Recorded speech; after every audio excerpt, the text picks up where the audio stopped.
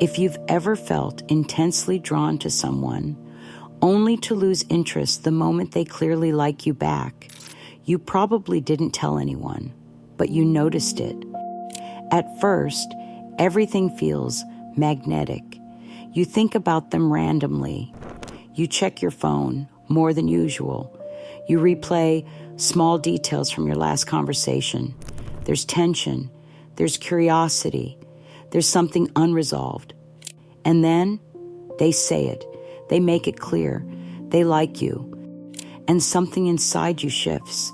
The excitement softens. The spark cools. You feel distant, sometimes even slightly irritated. It doesn't seem dramatic, but it's not random either. On the surface, it feels confusing. You wanted them to like you. You imagined that moment. You thought it would feel reassuring. But when it finally happens, it feels heavy, almost like pressure. People often label this quickly. You just like the chase. You're scared of commitment. You get bored easily. But the real pattern is quieter than that.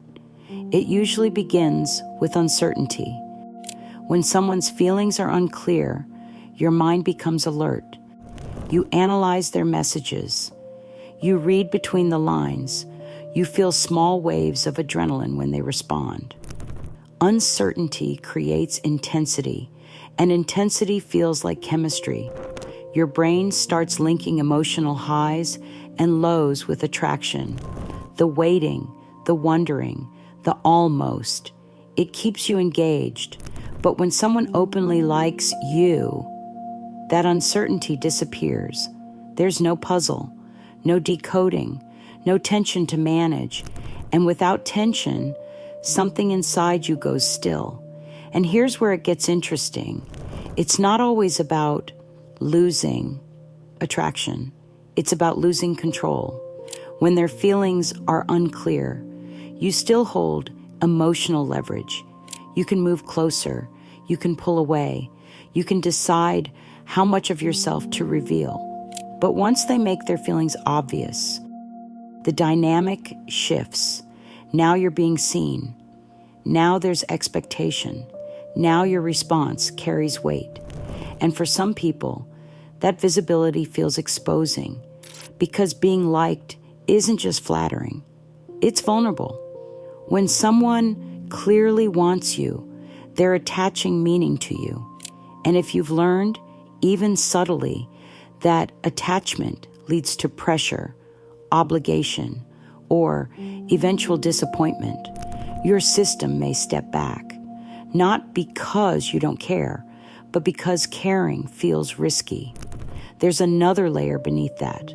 Sometimes the attraction wasn't only about them. It was about validation.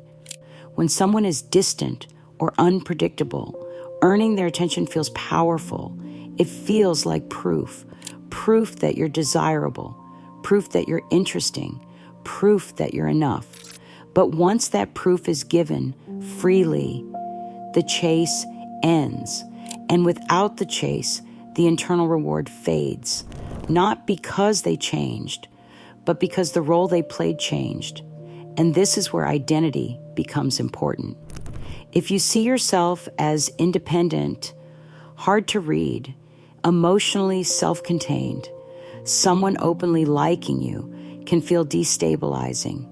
Now you might have to define something, clarify something, commit to something. And that can feel like a loss of mystery or a loss of freedom.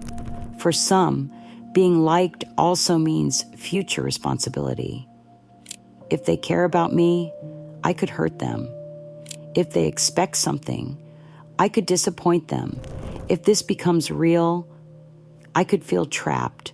So distance feels safer than depth. And sometimes what feels like losing interest is actually emotional self-protection. There's also the difference between fantasy and reality. When someone is slightly out of reach, you can imagine them. You can project onto them. You can create a version of them in your mind. But when they like you back, they become real. And real connection requires presence. Fantasy is intense. Reality is intimate. And intimacy exposes you. It reveals your flaws, your moods, your contradictions. If you grew up feeling judged, evaluated, or misunderstood, being fully seen can feel dangerous. So the safest move becomes subtle withdrawal. You lose interest first. You detach first. You control the ending before it controls you.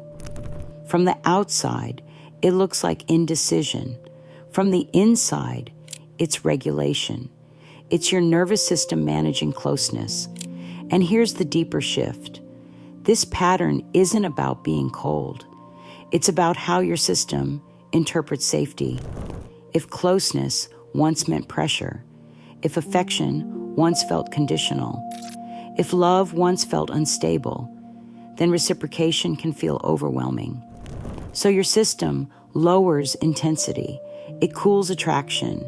It creates emotional space. Not because you're incapable of connection, but because connection feels exposing.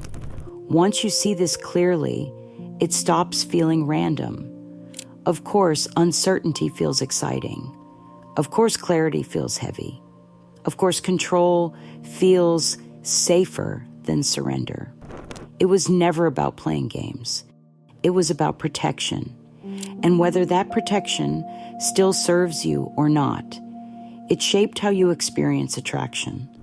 Once you recognize the pattern, you can't unsee it. And that awareness alone changes how you understand your own reactions. If this explains something you've quietly noticed in yourself, there's more beneath the surface. Understanding yourself is the beginning of everything.